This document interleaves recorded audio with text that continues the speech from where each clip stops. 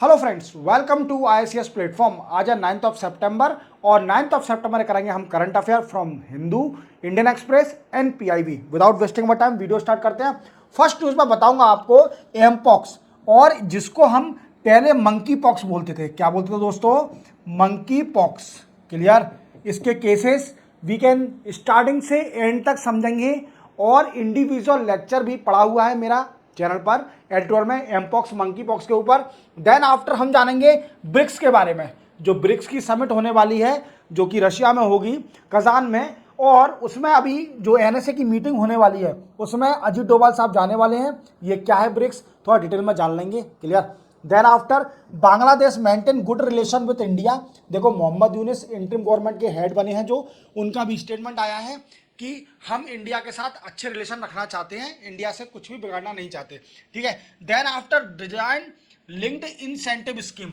देखो, ये जानना बहुत जरूरी है, क्योंकि अभी मैं आपको 4-5 दिन से सेमीकंडक्टर के ऊपर बड़ा ही लेक्चर दे रहा हूं, और कई सारी स्कीम और कई सारी इंडस्ट्री सेटअप हो रही है सेमीकंडक्टर की, और कई सारी कंट्री के साथ इंडिया कोऑपरेट भी कर रही है। जैसे सिंगापुर के साथ एक अभी कॉपरेशन हुआ ऑन सेमीकंडक्टर। क्लियर? तो इसके बारे में डिटेल में जानेंगे। देन आफ्टर मणिपुर सीएम मिले गवर्नर से। क्लियर? मणिपुर के जो सीएम है बीरेन सिंह, वो मुलाकात हुई उनकी गवर्नर के साथ, जो कि गवर्नर हैं Lakshman Prasad Acharya ji. Clear? Then after UAE prince visit India. UAE के प्रिंस हैं, नाम बहुत बड़ा है तो मैंने शॉर्ट में नाम बताऊंगा आपको। वो है इंडिया, और इंडिया में क्या क्या डिस्कस करेंगे। क्लियर? चलते अपन वीडियो स्टार्ट करते हैं। फर्स्ट न्यूज है एमपॉक्स, जिसको हम पहले बोलते थे मंकी पॉक्स। क्या बोलते थे दोस्तों? Monkey pox. और इसका इंडिविजुअल लेक्चर मैंने अपलोड करके रखा है मेरे एडिटोरियल में। जाइए, प्लेलिस्ट में जाओगे, प्लेलिस्ट में जाने के बाद वहां पर सीधे जाना है आपको एडिटोरियल में। एडिटोरियल में आपको एक टॉपिक मिलेगा मंकी पॉक्स, मंकी पॉक्स। और इसी के साथ मंकी पॉक्स के साथ आपको मैंने कोंगो कंट्री के बारे में बताया है, जहां पर इसके बड़े ही केस फैले थे। क्लियर? कोंगो के बारे में भी बताया है। अब दोस्तों, क्या हुआ है कि 2020 से अगर डेटा देखा जाए, 2020 से, तो इंडिया में एमपॉक्स की 30 केस आ चुके हैं। 30 केसेस आ चुके हैं, जिसमें से 1 डेथ हो गई है, एक डेथ भी हो गई है। क्लियर? याद रखोगे। अब दोस्तों क्या है कि WHO ने, जो वर्ल्ड हेल्थ ऑर्गेनाइजेशन है, उसने इसको पब्लिक हेल्थ इमरजेंसी डिक्लेयर कर दिया। मंकी पॉक्स और एम पॉक्स को public health emergency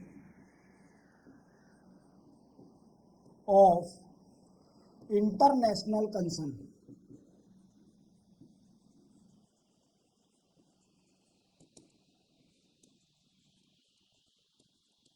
international concern declare कर दिया। क्लियर? WHO ने। और इंडिया ने भी कई सारी गाइडलाइन निकाली, पब्लिश करी, और सारे स्टेट को डायरेक्शन दिए, जो कि हेल्थ मिनिस्टर यूनियन के JP नड्डा साहब, उन्होंने जितने भी हेल्थ के वीकेंड से स्टेट के हेल्थ मिनिस्टर हैं उनको डायरेक्शन दिए कि आप गाइडलाइन निकालिए, एमपॉक्स से बचाइए। अब ये न्यूज में क्यों चल रहा है? और मैंने आपको प्रीवियस में ये भी बताया था कि इंडिया ने अभी 3 किट बनाई है, 3 किट फॉर डिटेक्टिंग एमपॉक्स। और ये कंपनी ने बनाई है, इंडियन कंपनी है, इंडिजीनस है। क्या है? इंडिजीनस। क्लियर? ये एमपॉक्स को जल्दी डिटेक्ट कर लेगी, ये किट बनाई है। और इसको अप्रूवल किसने दिया है? CDSCO। ये भी बता चुका हूं कि जितने भी ड्रग्स और मेडिकल इक्विपमेंट, मेडिकल डिवाइस को अप्रूवल देती है ये बॉडी, जिसका फुल फॉर्म है central drugs we can say standard control organization. याद रखोगे, ये इसका फुल फॉर्म है। और ये बॉडी हर किसी के drugs, medical equipment, medical device को अप्रूवल देती है। अब ये एमपॉक्स न्यूज में क्यों चल रहा है? सबसे बड़ा क्वेश्चन आता है कि ये न्यूज में क्यों है दोस्तों। तो देखो, अभी एक केस आया है, डिटेक्ट करा गया है, 1 मैन हैव एमपॉक्स सिम्टम, उसमें एमपॉक्स के सिम्टम पाए गए हैं, क्लियर, इंडिया में, और उसको आइसोलेशन में रख दिया, आइसोलेट कर दिया उसको, और उस पर देखिए उस बीमारी को, क्योंकि फैल ना जाए, ये फैलता है, ठीक है। और एक और बात याद रखना, ये जो एमपॉक्स है, ये दो तरह के क्लेड होते हैं इसमें एक स्ट्रेन पाया गया है क्लेड, इसके अंदर क्लेड आईवी स्ट्रेन, ये वाला पाया गया है एमपॉक्स, और ये होता है by sexual conduct, sexual action से ये ट्रांसमिट होता है एमपॉक्स, क्लियर, सेक्सुअल एक्शन से ये ट्रांसफर होता है from one person to other person. अगर देखा जाए तो एमपॉक्स के दो क्लेड है, क्या है, दो क्लेड, क्या है, एक फर्स्ट एंड सेकंड, और first are more dangerous than second, क्या है, first are more dangerous than second. तो इतना आप याद रखना है एमपॉक्स के बारे में, और आपको डिटेल में जानना है, अगर इसके सिम्टम जानना है, जैसे बॉडी पर रैसेस हो जाते हैं, और मैंने आपको कैंगो का भी एग्जांपल दिया है, और अगर डिटेल में जानना है तो आप मेरे प्लेलिस्ट में जाइए, एडिटोरियल में देखिए, एक इंडिविजुअल लेक्चर पड़ा हुआ है, सिर्फ 2 या 2.5 मिनट का वीडियो है, ज़्यादा बड़ा वीडियो नहीं बनाया है, जिसमें मैंने आपको सिम्टम, इसके प्रिवेंशन पूरे A to Z क्लियर करके रखे हैं। तो ये अभी इंडिया में, वर्ल्ड में बहुत बड़ा कंसर्न बना हुआ है एम पॉक्स का, मंकी पॉक्स के बारे में, जिसको हम पहले मंकी पॉक्स बोलते थे, क्लियर, ये बहुत बड़ा कंसर्न बना हुआ है, इंडिया भी इसके लिए तैयार है, इंडिया ने 3 किट का अप्रूवल भी दे दिया है, जो कि एम पॉक्स को जल्दी डिटेक्ट कर लेंगी, क्लियर, याद रखोगे एम पॉक्स के बारे में। चलते अपन नेक्स्ट न्यूज़ पर। नेक्स्ट न्यूज़ है, एनएसए अजीत डोभाल रशिया जाने वाले हैं, ये रशिया जाने वाले हैं क्योंकि ब्रिक्स की एनएसए मीटिंग होने वाली है, ब्रिक्स एनएसए मीटिंग होने वाली है रशिया में, क्लियर। तो इसके लिए इंडिया के अजीत डोभाल साहब ये जाने वाले हैं, क्लियर, अजीत डोभाल साहब जाने वाले हैं रशिया, और ये एनएसए की मीटिंग। अब क्वेश्चन बनता है कि ब्रिक्स रीजनल ऑर्गेनाइजेशन क्या है दोस्तों, ब्रिक्स क्या है, तो ब्रिक्स में कंट्रियां थी पहले, ब्राजील, इंडिया, चाइना, रशिया और साउथ अफ्रीका, क्या है दोस्तों, Brazil, Russia, India, China and south Africa. But अभी राइट नाउ ब्रिक्स में और मेंबर जुड़ गए हैं फ्रॉम 1 जनवरी 2024 से, 1 जनवरी 2024 से इसमें और मेंबर जुड़ गए हैं। अब वो कौन कौन से मेंबर हैं, तो आप याद रखना, ईरान, ये एक सक्सेसफुल रीजनल ऑर्गेनाइजेशन है, याद रखना, ये एक सक्सेसफुल रीजनल ऑर्गेनाइजेशन है इंडिया जिसका मेंबर है, क्लियर, ईरान, इजिप्ट, इथियोपिया,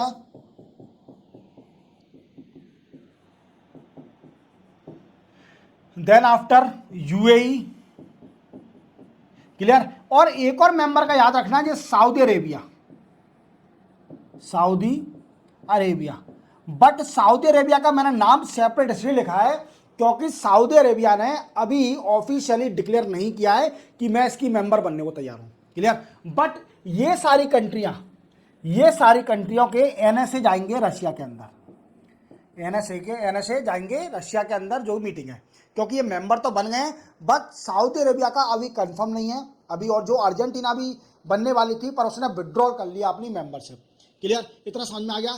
तो ब्रिक्स को अपन और समझ लेते हैं एक तरीके से कि ब्रिक्स इज अ रीजनल और inter government organization that have member of Brazil, Russia, India, China, South Africa, Iran, Egypt, Ethiopia, UAE and Saudi Arabia is not a official member of this BRICS, but in future Saudi Arabia will become a permanent member of the BRICS regional organization, clear याद रखोगे।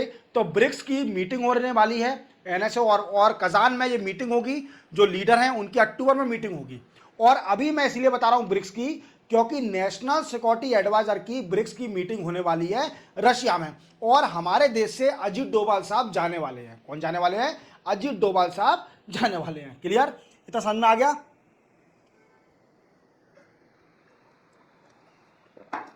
अब ये question बनता है कि ये जा तो रहे हैं सॉरी, ये जा तो रहे हैं पर डिस्कस क्या करेंगे, डिस्कस क्या करेंगे, तो डिस्कस होगा यूक्रेन और रशिया का कॉन्फ्लिक्ट, रशिया का कॉन्फ्लिक्ट।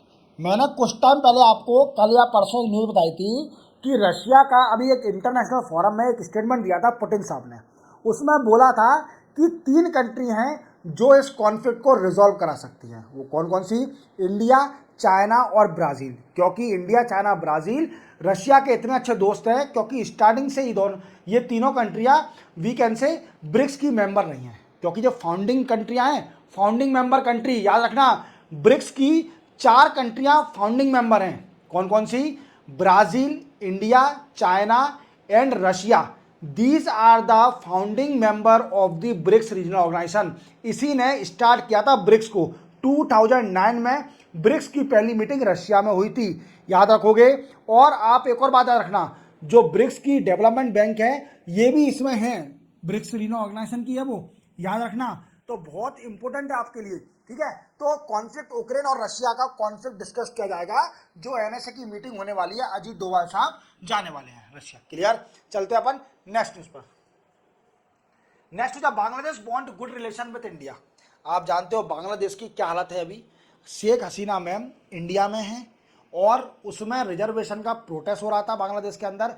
कई सारे लोग बाग जो हैं इंडिया के स्टूडेंट थे, वी कैन से इंडिया के नहीं, सॉरी मुंह से निकल गया, इंडिया में भी रिजर्वेशन है तो उस वजह से निकल गया थोड़ा, ठीक है। अब क्या है दोस्तों कि बांग्लादेश के अंदर 54% रिजर्वेशन दिया जाता था और जिसमें फ्रीडम फाइटर भी थे जो कि 1971 में बांग्लादेश को फ्री कराने के लिए फ्रॉम पाकिस्तान के लड़े थे, तो उनको भी रिजर्वेशन दिया गया था। क्लियर? अब इसी बात का प्रोटेस्ट हुआ था, कई सारा प्रोटेस्ट हुआ। इवन जो प्राइम मिनिस्टर थी बांग्लादेश की शेख हसीना, उनसे रिजाइन मांगा गया, उन्होंने रिजाइन दिया और इंडिया आ गई वो, ठीक है। अब इसके बाद क्या हुआ कि इंटरिम गवर्नमेंट बनी वहां पर बांग्लादेश में और इंटरिम गवर्नमेंट के हेड बना दिए मोहम्मद यूनिस साहब को। मोहम्मद यूनिस ये नोबेल प्राइज जीत चुके हैं, नोबेल प्राइज, और इन्होंने ग्रामीण बैंक में नोबेल प्राइज जीती थी, ग्रामीण बैंक। और ये 2006 में इनको नोबेल प्राइज दी गई थी और पीस नोबेल प्राइज इनको मिली थी, याद रखना, पीस नोबेल प्राइज मिली थी। अब इनका एक और स्टेटमेंट आया है कि इंडिया के साथ हमें अच्छे रिलेशन रखना है। बांग्लादेश चाहती है कि हमारे इंडिया के साथ अच्छे रिलेशन रहें, बिल्कुल भी रिलेशन ना खराब हो। जैसे इंडिया हमारी बोलती है कि नाइबर फर्स्ट, क्या बोलती है हमारी इंडिया?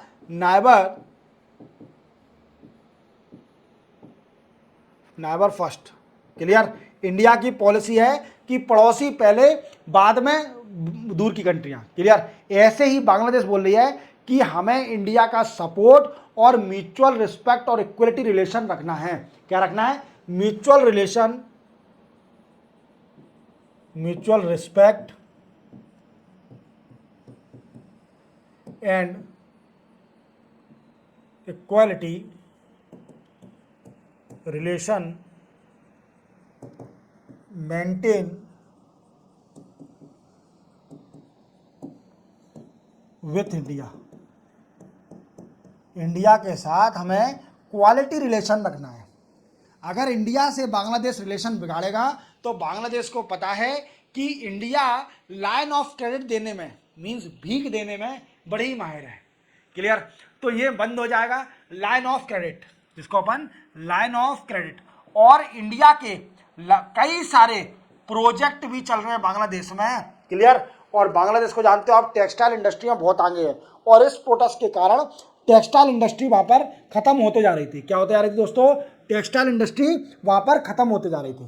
तो इंडिया में तरफ ट्रांजिशन होता जा रहा था टेक्सटाइल का, बट इंडिया ने मना कर दिया कि हम किसी की कमजोरी का फायदा नहीं उठा सकते। उनके देश में प्रॉब्लम चल रही है तो हम फायदा उठा लें इस चीज का, ऐसा नहीं। जब सिचुएशन कंट्रोल हो जाएगी, law and order situation control हो जाएगी बांग्लादेश में, तो अपनी टेक्सटाइल इंडस्ट्री को फिर से वो रिज्यूम करे और अपना एक्सपोर्ट का बढ़ाए फिर से। क्लियर? तो आप समझ गए होंगे पूरी अच्छी तरह से कहानी कि बांग्लादेश क्या चाहती है कि हमारे इंडिया से रिलेशन अच्छे ही रहे, रिलेशन बिगड़े ना। क्लियर? चलते अपन नेक्स्ट न्यूज पर। Design linked incentive. देखो ये न्यूज़ बहुत ज़रूरी है, इसको आप बिल्कुल ध्यान में सुनना। ये न्यूज़ आपके लिए इतनी इंपॉर्टेंट है क्योंकि इंडिया को सेमीकंडक्टर की इतनी रिक्वायरमेंट है कि इलेक्ट्रॉनिक कंपोनेंट, जिसको हम बोलते हैं इलेक्ट्रॉनिक कंपोनेंट,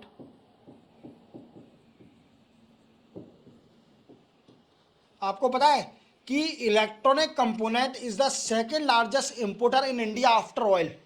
इंडिया में इलेक्ट्रॉनिक कंपोनेंट दूसरे सबसे ज़्यादा इंपोर्ट करे जाते हैं आफ्टर ऑयल के बाद। हम सबसे ज़्यादा इंपोर्ट क्या करते हैं? ऑयल इंपोर्ट करते हैं, फिर इसके बाद इलेक्ट्रॉनिक कंपोनेंट इंपोर्ट करते हैं। जैसे कि इलेक्ट्रॉनिक कंपोनेंट में सारे इंक्लूड होंगे, mobile as well as IC, integrated circuit, semiconductor, memory card, computer, each and everything included in electronic component. Clear? इतना याद रखोगे। अब क्या है न्यूज में क्या चल रहा है, देखो दोस्तों, ministry of electronic and information technology, information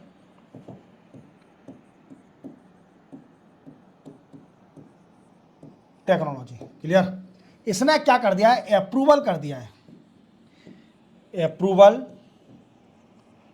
12 chip making startup, chip making startup.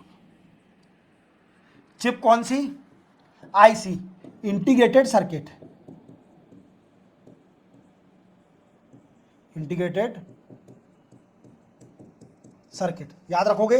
Integrated circuit बनाने के लिए 12 स्टार्टअप का जो अप्रूवल दे दिया, ये इंडिया के स्टार्टअप है, इंडिया के स्टार्टअप है, इंडिया स्टार्टअप। अब हम पूरी कहानी समझते हैं, ये अप्रूवल मिल गया, ये न्यूज़ है, याद रखना। अब हम स्टार्टिंग में समझेंगे क्या कहानी है। देखो दोस्तों, जैसे कि आप जानते हो सेमीकंडक्टर,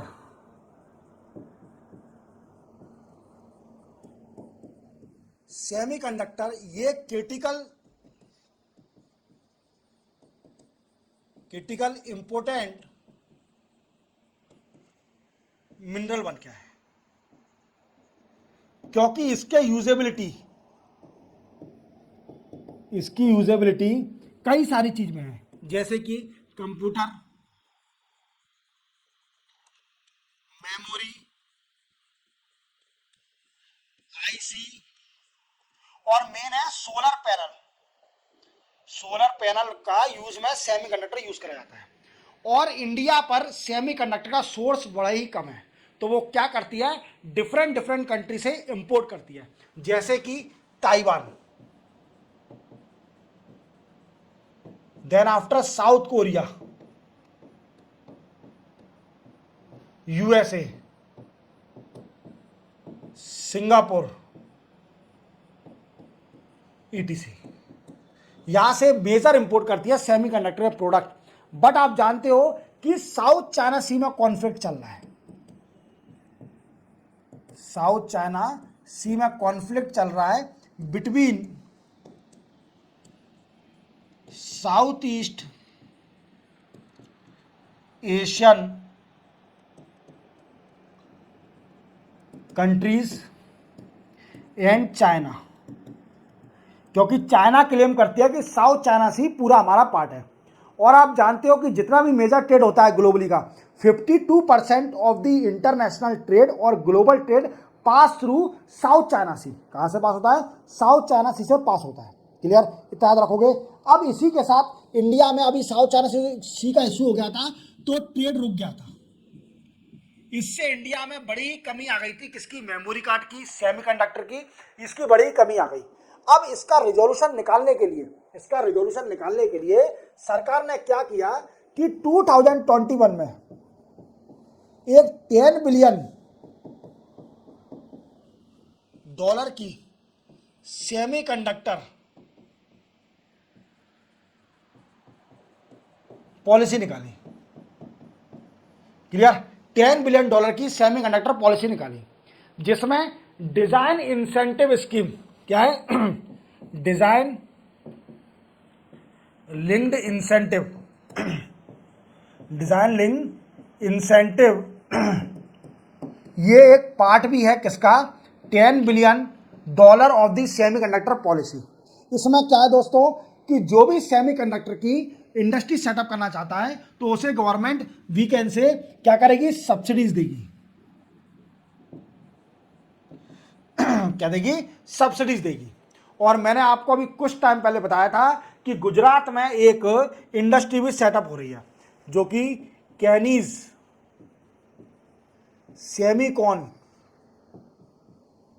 सेमीकॉन कंपनी ने बनाई है, जिसका क्या है कि गुजरात में एक सेमीकंडक्टर इंडस्ट्री सेटअप हो रही है जो कि per year annually per day के हिसाब से 60 लाख चिप का प्रोडक्शन करेगी। 60 लाख चिप पर डे, देख रहे हो आप कितना प्रोडक्शन होगा चिप का, 60 लाख चिप पर डे। और मैंने आपको यह भी बताया था कि Maharashtra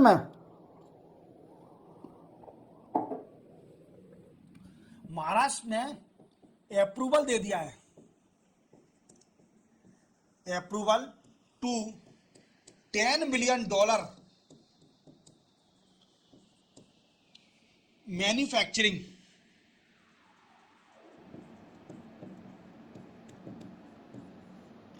of industry by Israel tower and Adani group. क्या है दोस्तों कि ये इसराइल टावर और अदानी ग्रुप दोनों मिलके एक इंडस्ट्री सेटअप करने वाले हैं महाराष्ट्र के अंदर, जो कि सेमीकंडक्टर प्रोडक्ट बनाएगी। क्लियर। तो आपको इसका महाराष्ट्र ने अप्रूवल दे दिया है, but central government is not yet provide approval to this industry, इसलिए ये अप्रूवल सब्सिडी लेने के लिए बेनिफिशियल नहीं है। तो बात ये आ रही है कि सेमीकंडक्टर, पूरी कहानी सेमीकंडक्टर पर रिवॉल्व कर रही है, और डिजाइन लिंक्ड इंसेंटिव सब्सिडीज उनको देगा इसमें से जो कि वी कैन से आईसी बनाएंगे। और आईसी आप जानते हो इंटीग्रेटेड सर्किट, इसका बहुत ज्यादा रिक्वायरमेंट है इंडिया में। आप देख पा रहे होंगे यह आईसी, क्लियर, यह आईसी आप छप रही होगी, ठीक है। इसमें देखो डिजाइन लिंक्ड इंसेंटिव स्कीम है जिसमें फिजिकल सपोर्ट दिया जाएगा, product design linked incentive, reimbursement up to 50% of the eligible expenditure subject to ceiling of 15 crore. 15 crore का इन्वेस्टमेंट करता है तो 50% of the expenditure we can say sub expenditure handle करेगी government देगी 50%। अगर 15 करोड़ का इन्वेस्टमेंट होता है, तो 15 करोड़ का इन्वेस्टमेंट होता है मिनिमम, तो उसमें से 50% गवर्नमेंट देगी। क्लियर। देन टेनर क्या इसका, 5 ईयर का टेनर है इस स्कीम का, 5 ईयर टेनर है, और स्टार्ट हुई है 1 जनवरी 2022 से। क्लियर, याद रखोगे। और deployment linked incentive of 6 to 4% of net sale turnover over 5 year subject to ceiling of 30 crore. Clear. Beneficiary 100 domestic semiconductor design company, कम से कम 100 कंपनी को बेनिफिट मिलेगा जो सेमीकंडक्टर बना रही है। तो सेमीकंडक्टर की बड़ी रिक्वायरमेंट है हमारे इंडिया में, बट इंडिया अब क्या करने जा रही है कि इंपोर्ट को रिड्यूस करने के लिए इंडिजीनियस बनना चाहती है। क्या बनना चाहती है, इंडिजीनियस बनना चाहती है। तो आपको पूरी तरह समझ में आ गया होगा कि डिजाइन लिंक्ड इंसेंटिव क्या है, गवर्नमेंट की स्कीम क्या है डिजाइन लिंक्ड इंसेंटिव। क्लियर, आप पूरी तरह समझ गए। और ये 12 अप्रूवल दिए हैं कंपनियों को, अभी और पेंडिंग में पड़े हुए हैं। जैसे ही और जितने भी अप्रूवल मिल जाएंगे तो हमारा इंडिया भी बन जाएगा सेमीकंडक्टर हब। और इंडिया इसका टारगेट जो है डिजाइन लिंक्ड इंसेंटिव स्कीम का टारगेट यही है कि इंडिया को सेमीकंडक्टर हब बनाना। क्या बनाना,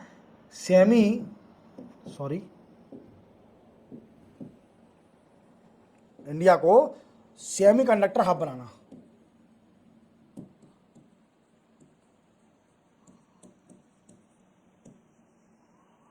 सेमीकंडक्टर हब बनाना। तो आप पूरी तरह समझ गए होंगे कि डिजाइन लिंक्ड इंसेंटिव क्या है। क्लियर। चलते हैं अपन नेक्स्ट उस पर। नेक्स्ट है Manipur CM meet with governor. देखो मणिपुर के सीएम है बीरेन सिंह। कौन है मणिपुर के, बीरेन सिंह। और मणिपुर के गवर्नर हैं, याद रखना इनका नाम है वी कैन से आचार्य लक्ष्मण प्रसाद आचार्य। क्लियर। ये इनसे मिले। अब ये क्यों मिले, ये कहानी क्या है, तो कहानी अपन शुरू समझते हैं। देखो दोस्तों, क्या हुआ था कि मई 2023 से इथनिक वार चल रहा है मणिपुर में। इथनिक वार चल रहा है मणिपुर में। अब इथनिक वार क्या होता है, जब दो समुदाय, टू और मोर, सॉरी, टू और more community fight each other, that is called ethnic war. और मणिपुर में दो ट्राइब आपस में लड़ रही हैं, जिनका नाम है मेटी, एक ट्राइब्स है, और दूसरी है कुकी जो ट्राइब्स। ये ट्राइब्स 2023 से अब आपस में लड़ रही है। क्लियर, ये आपस में लड़ रहे हैं और ये मिलिटेंट भी है। क्या है, मिलिटेंट। और अभी तक देखा जाए तो मणिपुर में 275 डेथ भी हो चुकी है। क्लियर, और 60,000 पीपल डिस्प्लेस्ड। इस इथनिक वार के कारण 60,000 लोग डिस्प्लेस भी हो चुके हैं। क्लियर। अभी लेटेस्ट में क्या आया कि ड्रोन बॉम्ब अटैक हुआ। Drone bomb and long range drone bomb का अटैक किया गया। ड्रोन कौन है, जू, जो कि कुकी जू है। कुकी जू ट्राइब्स ने ड्रोन से बॉम्ब अटैक किया था दूसरी ट्राइब पर। क्लियर। इससे क्या हुआ, इनस्टेबिलिटी फिर से हो गई मणिपुर में। इसी कारणवश जो बीरेन सिंह सीएम है मणिपुर के, वो मुलाकात करी गवर्नर के साथ, जो कि गवर्नर है हमारे लक्ष्मण प्रसाद आचार्य जी, और इनसे रिक्वेस्ट करी गई कि मणिपुर के अंदर एक टारगेटेड एक्शन लिया जाए। टारगेटेड एक्शन लिया जाए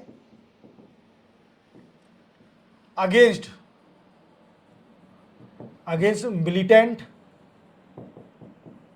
क्लियर। और किसके द्वारा, by central arm force.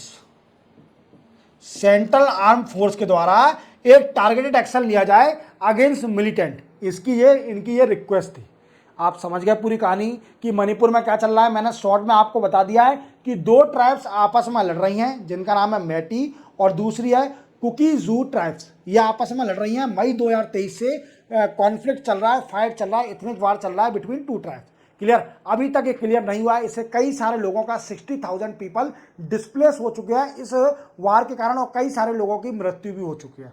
Clear. अभी लेटेस्ट क्या हुआ है कि कुकी जू ट्राइब्स ने एक ड्रोन बॉम्ब भी वीकेंड से टारगेट करना स्टार्ट कर दिया है। ड्रोन से बॉम्ब फेंक रही है दूसरी ट्राइब्स के ऊपर। तो इसके लिए मणिपुर के सीएम बीरेन सिंह गवर्नर से मिले, जिनका नाम है लक्ष्मण प्रसाद वीकेंड से आचार्य, और इनसे मुलाकात करने के साथ रिक्वेस्ट करी कि टारगेटेड एक्शन लिया जाए by central force, arm force against militant, जो कि रिस्पॉन्सिबल है इसके लिए। क्लियर, इतना समझ में आ गया। चलते अपन नेक्स्ट न्यूज पर। नेक्स्ट है और लास्ट है, यूएई के क्राउन प्रिंस इंडिया में आए हैं और इनका नाम है खलीद वी कैन से बिन मोहम्मद। देखो दोस्तों, नाम तो इनका बहुत बड़ा है, पर मैं शॉर्ट में बता रहा हूं। इनका नाम खलीद बिन मोहम्मद, 2-4 वर्ड बताया मैंने। वैसे इनका नाम तो बहुत बड़ा है, याद करना बहुत मुश्किल है। बस आप तो एक चीज याद रखना कि यूएई के क्राउन प्रिंस आए इंडिया में, क्राउन प्रिंस आए इंडिया के अंदर, और इनका स्वागत किया गया पीयूष गोयल साहब के द्वारा। पीयूष गोयल साहब के द्वारा इनका स्वागत किया गया, और बड़े खुश हो रहे हैं इंडिया के, क्योंकि यूएई अच्छी दोस्त है। क्या याद रखना, ठीक है। यूनाइटेड अरब एमिरेट्स के प्रिंस, क्राउन प्रिंस आए इंडिया, जिनका नाम है खालिद बिन मोहम्मद। ये शॉर्ट नेम बताया है सिर्फ ओनली, लॉन्ग नेम तो मेरे को भी याद नहीं हुआ, वो बड़ा ही गंदा नाम है, बहुत बड़े नाम होते हैं। ठीक है, तो क्या है दोस्तों कि पीयूष गोयल साहब ने मिला, अब ये दिल्ली में है, और कई सारे एग्रीमेंट साइन करेंगे related to energy, trade enhancement increase. इसके बाद ये क्राउन प्रिंस मुंबई जाएंगे। कहां जाएंगे दोस्तों? मुंबई जाएंगे और वहां पर बिजनेस समिट को पार्टिसिपेट करेंगे। बस सिंपल सी बात याद रखना, क्लियर, ज़्यादा बड़ा टॉपिक नहीं है। बिजनेस समिट को पार्टिसिपेट करेंगे, दिल्ली में आए हैं, फिर इसके बाद मुंबई जाएंगे और बिजनेस समिट को पार्टिसिपेट करेंगे। क्लियर। इसी के साथ 9 सितंबर के करंट अफेयर कंप्लीट होते हैं। चैनल को सब्सक्राइब और बेल आइकन प्रेस करना ना भूलना। मिलते हैं हम कल 10 सितंबर को नए करंट अफेयर के साथ। तब तक के लिए जय हिंद।